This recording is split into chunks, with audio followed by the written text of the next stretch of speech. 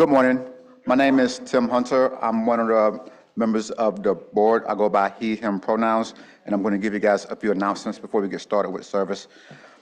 In honor of Earth Day, UUCA is experimenting with, I have these retainers in, okay? So I'm like self-conscious about like the way that I talk. I feel like Sylvester the cat, and I'm just like stuttering and blah, blah, blah, blah, blah. So if I sound funny, please don't make fun of me. Or at least like while I'm reading, wait until like you're behind. No, it is noticeable. Don't say that. I feel it. It is noticeable. Like I feel it like in my spirit. So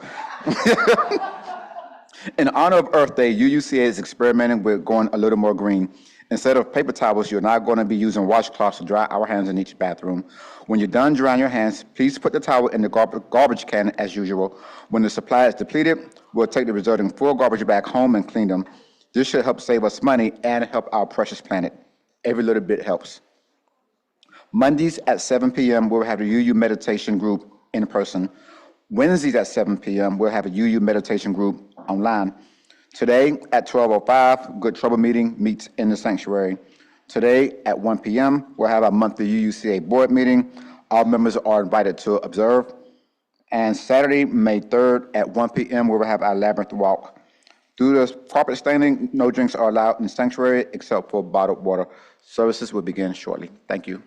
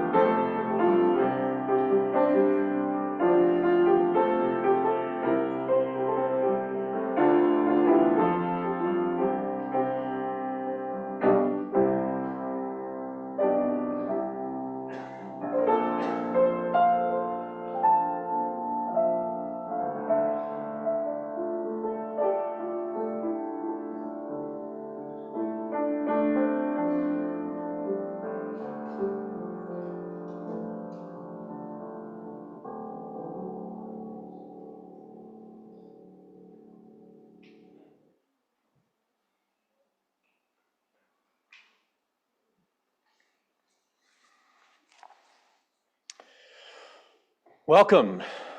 Welcome to the Unitarian Universalist Church of Augusta. I'm so happy to see each and every one of you today.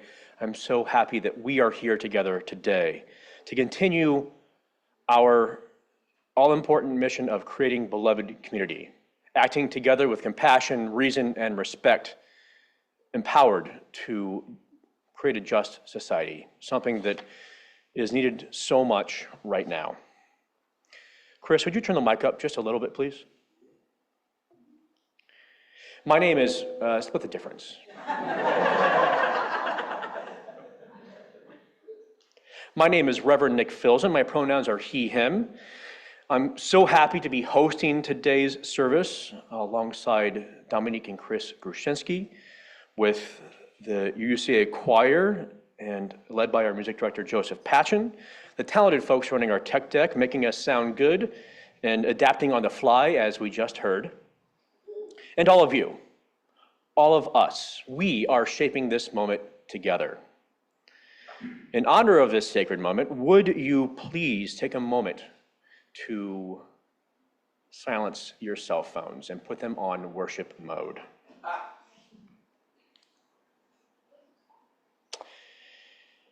If you are a first-time visitor today, it looks like we have several. We encourage you to stop by the greeters table following the service to get more acquainted with the church. Our membership coordinator, Fern Smith, would love to chat with you, and she's waving her hand back there.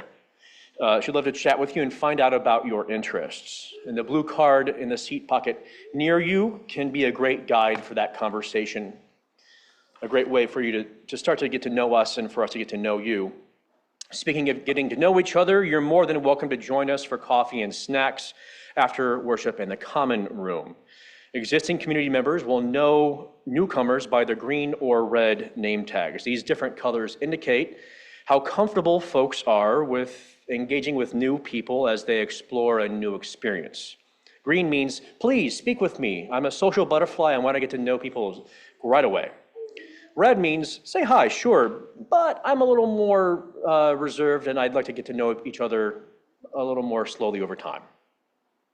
And for those of you on Zoom, please consider staying online after the service, at least for a few minutes to chat and connect with each other so that we know that our community is extended not just from this space, but out into the world. And whether you're here in person or joining us virtually, we welcome and celebrate all of who you are. Come, let us worship.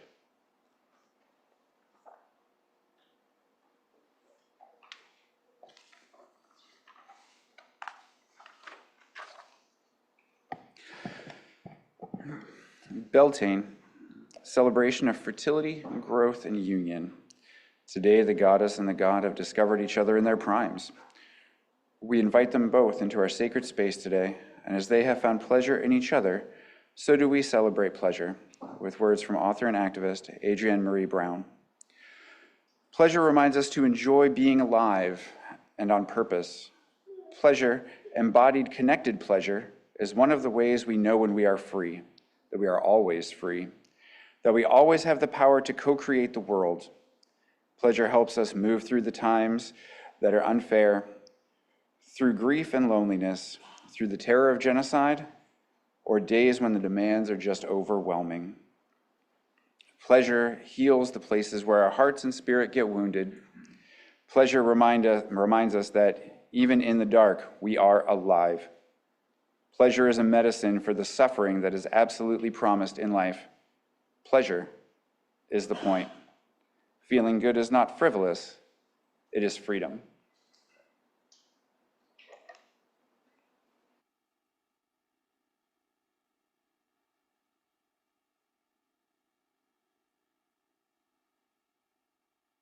Would you rise in body or spirit for our opening hymn, number 62, When the Daffodils Arrive?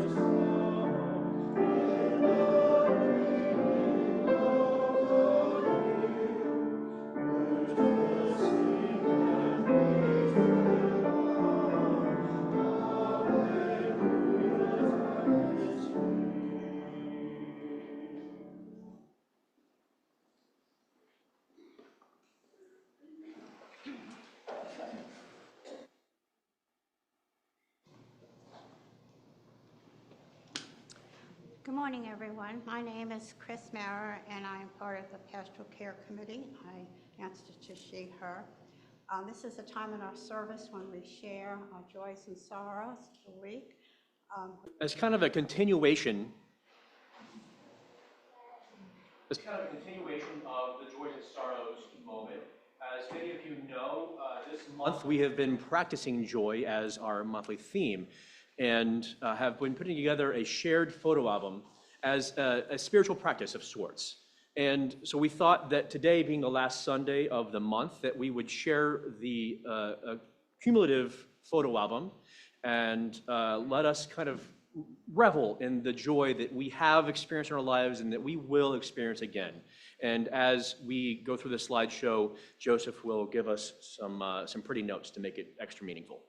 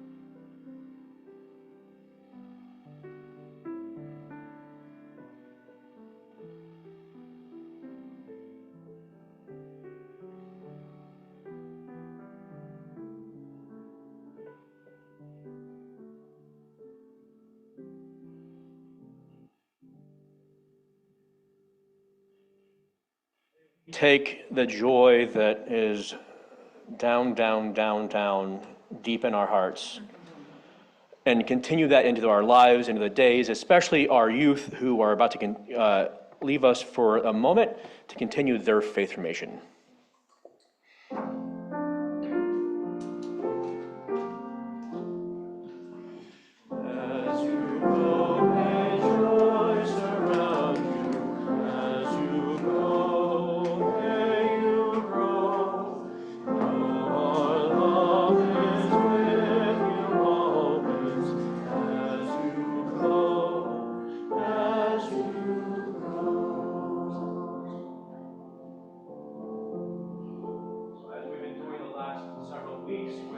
We send our kids out to give the parents time to sign them in and check them in before we continue going here. We're gonna sing another song in a round. If we could pull those lyrics up, here we go.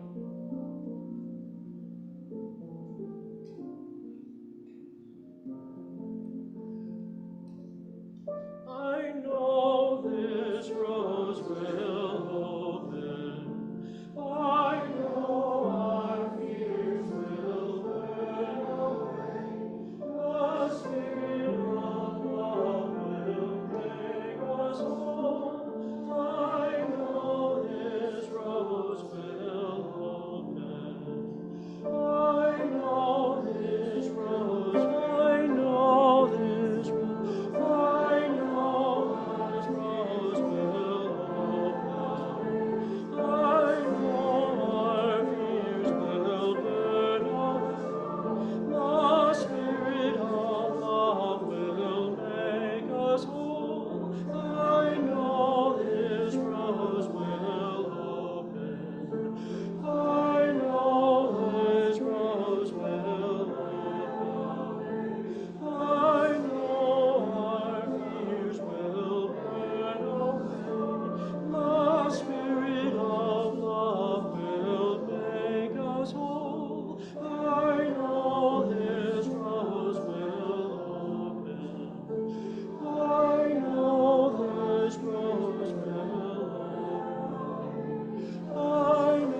I know our fears will burn away.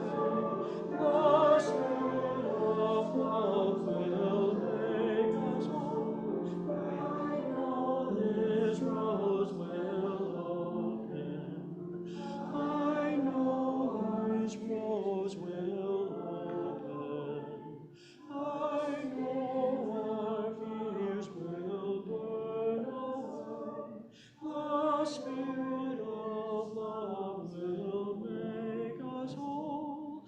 I know this rose will open.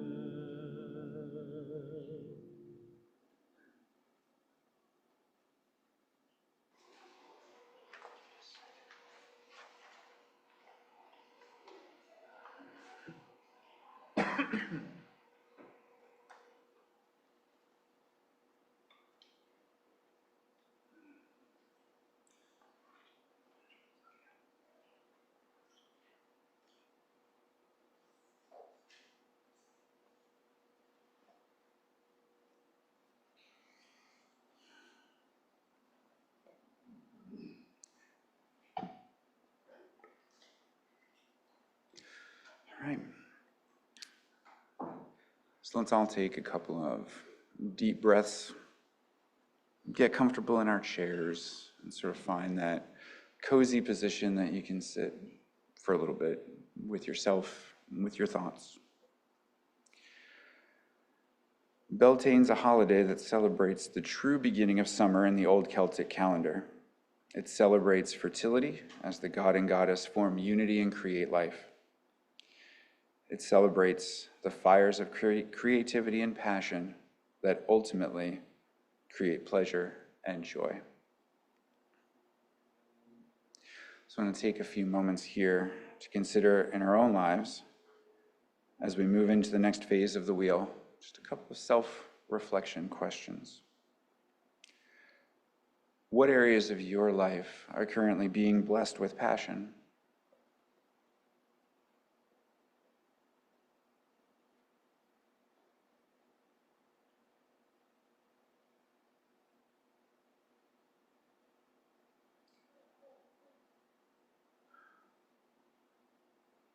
Where has the concept of fertility blessed you? What have you grown or created?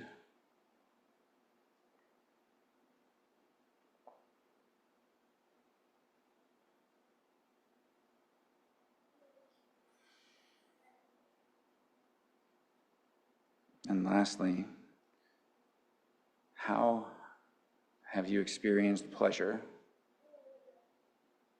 joy?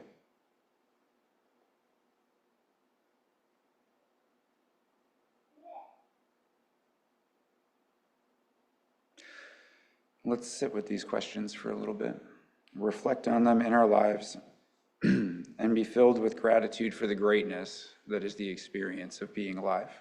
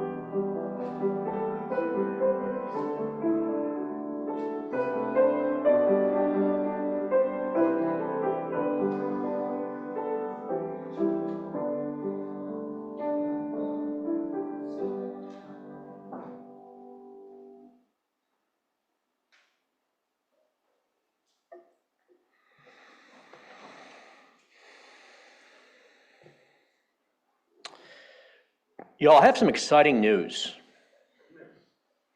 As many of you may know, we quickly reached the previous match for brand new pledges for our pledge drive that was up to $2,500. Within, I think, about 4 days, we reached that. And now we have another matching opportunity of up to $5,000. A generous donor is offering a 2-to-1 match up to that amount for any additional pledges received today, new or raised pledges. So if you give an offer of $200 a day, it'll be matched up to $400. After today, the match will continue at a 1-to-1 ratio for any other additional pledges, again, new or raised, through next Sunday. Again, this match will continue until we reach a total of $5,000 in additional pledging for next year. If you're unsure what pledging means, it's the financial support from individuals and families from you, which serves as the overwhelming primary source of operating revenue for the church. In short, we can't do the cool things we try to do for each other and the world without your generosity. The pledges we're receiving right now are what will allow us to budget for next fiscal year, which begins July 1st. So if you are interested in taking an opportunity of this opportunity, we're going to make this as easy as possible for folks. So if you could, please write your pledge or any increase beyond what you've already pledged on the envelope that is found in the seat pocket near you. Again, write your name and whatever amount extra or new amount that you'd like to pledge, which will be matched 2-to-1 today on that envelope. And then later, as we take pass the plate for a regular offering, simply place your envelope in the plate. Whatever you include on that envelope, the stewardship committee will take care of the rest and get the information inputted into Realm for you. Now, by take care of the rest, I mean, get it into the accounting system. Of course, you still have to pay. Y'all, it takes each of us together, interconnected, interdependent, intertwined, like strands of overlapping maple ribbon, to make something new and beautiful, to help our little kingdom of good faith bloom, symbolizing the new life possible from our shared efforts. Likewise, it takes both the pledges each of us make each year and our weekly offering to sustain and nurture us. So in addition to any increased pledges you're willing to and able to place on the plate today, we of course hope you'll put something in for the offering too. Cash and checks are gratefully received, or you may use text to give using the information about to appear on the screens. May our shared spring dance bring us joy, and may we share the joy nurtured here with the world. Would the ushers please come forward?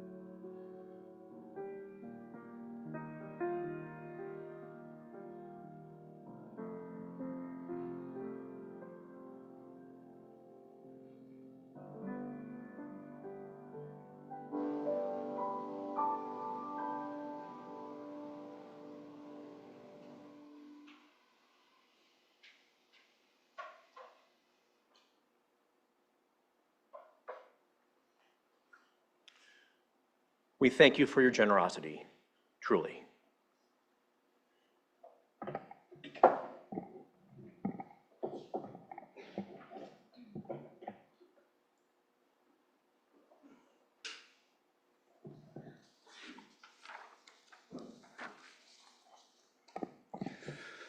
All right.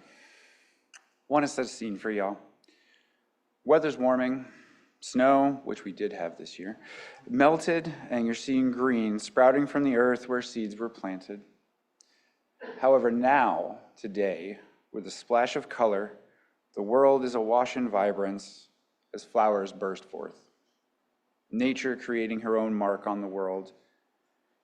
Animals are loud and proud looking for mates to keep the world moving forward. Beltane is all of these things.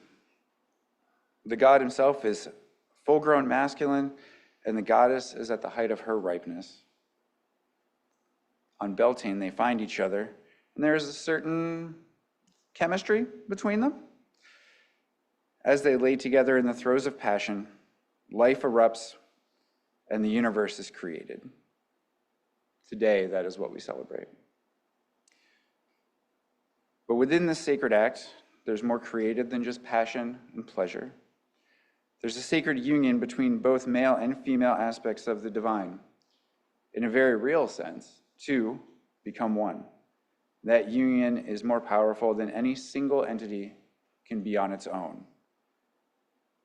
In certain pagan traditions, it literally created the universe. A big bang, if you will.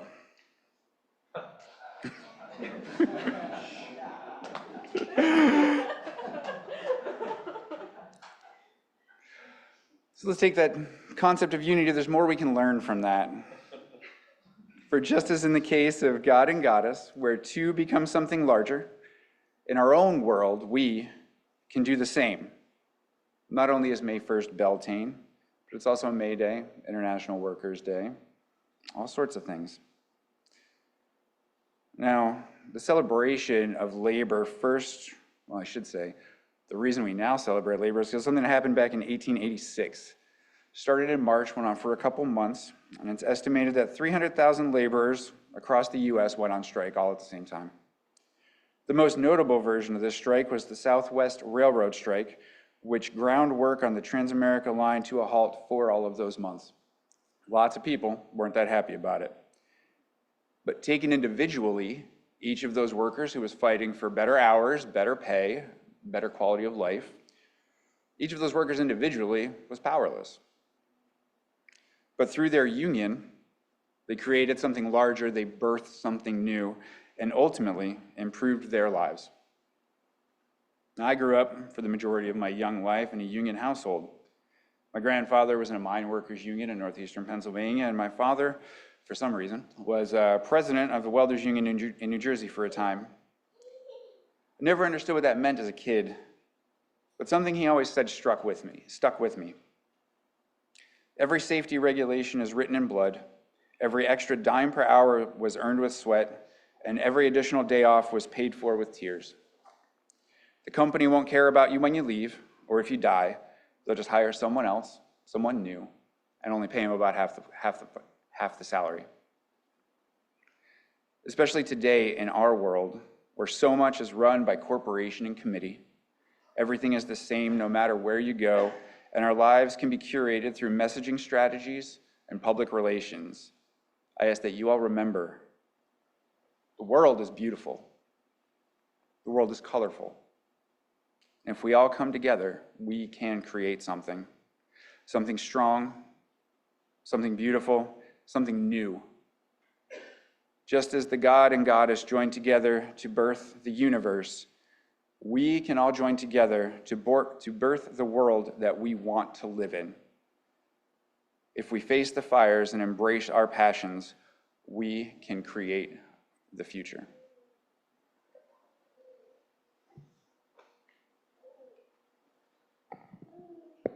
I'm down here. Blessed almost Beltane, everyone. I'm so grateful that, although Beltane isn't officially until May 1st, we were given the opportunity to share and celebrate with you today, during April, where the theme of the month is joy. And the theme of the month weaves perfectly into Beltane for me. Those of us who walk a pagan path tend to have a fairly firm grip on joy. Our religion, while old, is also pretty new, and we're all still figuring it out as we go. But one thing all pagans tend to agree on is we love a good party. While Beltane is rooted in ancient Celtic culture as one of the 4 main fire festivals, it has been integrated into the modern pagan calendar as one of the 8 Sabbats, or high holidays. That's right, 8 whole chances to eat, drink, and be merry. We are exceptionally skilled at finding any and all opportunity to embrace the world around us and celebrate the beauty that is being truly alive, with all of its twists and turns, its pains, and its pleasures. As I transitioned from my Baptist upbringing into an earth-centered practice, one of the first major shifts that I noticed was going from a place where shaming certain aspects of the human experience was normal. And now I was embracing those same aspects. Pleasure in almost any form was not something that was looked upon highly in the church of my childhood. And shame was taught with a strong and firm hand. Moving from a belief system where divinity was both separate and above humanity to one where the divine is both within us and within the world around us was a pivotal healing point for me in my shame mindset. You see, when we embrace the concept that the divine energy lives within us, we can truly see the beauty in our humanity. When we find divinity in the world around us, we realize that connecting with our planet and our community is a true spiritual act. Sabbats are a time when connecting to community and focusing on joy and pleasure are the core focus of our practice. From the outside perspective, it may just look like a giant rager, filled with bonfires, dancing, good food and good friends, music and merriment, and we'll be honest, it is all of those things. But its true meaning, the magic beneath our merriment, is experiencing the gift of being surrounded by your community and feeling the joys of life, especially now when the world, on a larger scale, makes it hard to find even a glimmer of hope, faith, or happiness. Let's be honest with ourselves. These are really scary times we live in. Feelings of fear, anger, sadness, hopelessness, anxiety, all are completely valid things to be feeling and experiencing in our world right now. Take those feelings and combine them with our culture's seemingly obsessive belief that we should all just go it alone, further pushing us into isolation, and you have a recipe for true despair, something no one should have to go through and experience alone. Finding joy in times like these may feel selfish, but it's not. It is necessary.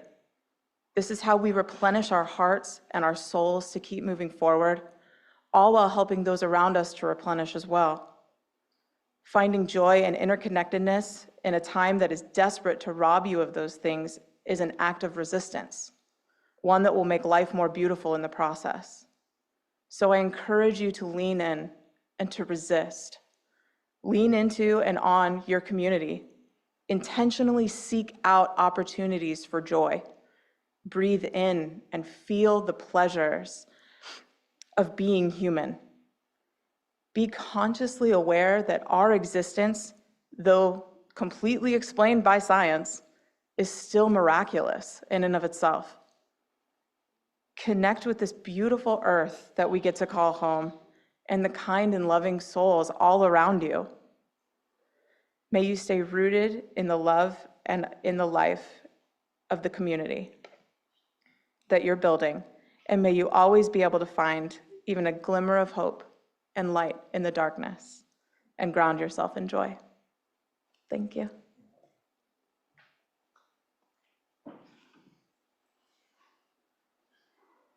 Would you rise in body or spirit for our closing hymn, number 63, Spring Has Now Unwrapped the Flowers.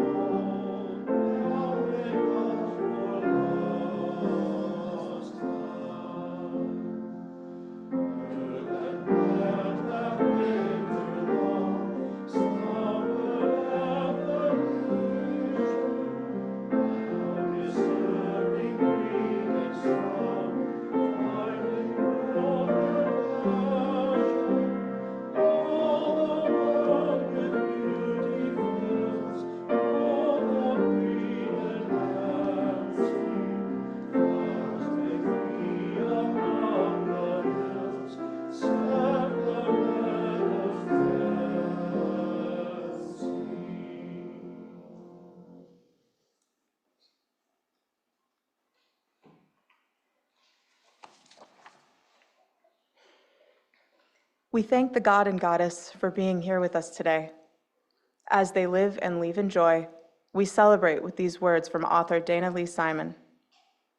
As I deepen my intention, my agency, my power rises up, showing me the possibilities. One of the possibilities is always joy. I can choose her, or not. She's not a bypass of everything in this world that's hard to hold and feel. She is a tool that helps us grapple with their reality. She's like finding something you thought you'd lost forever. She's like a rain falling on parched, cracked ground. She's like the person at a party who approaches you when you're feeling lonely. I choose her. I can, and I do it.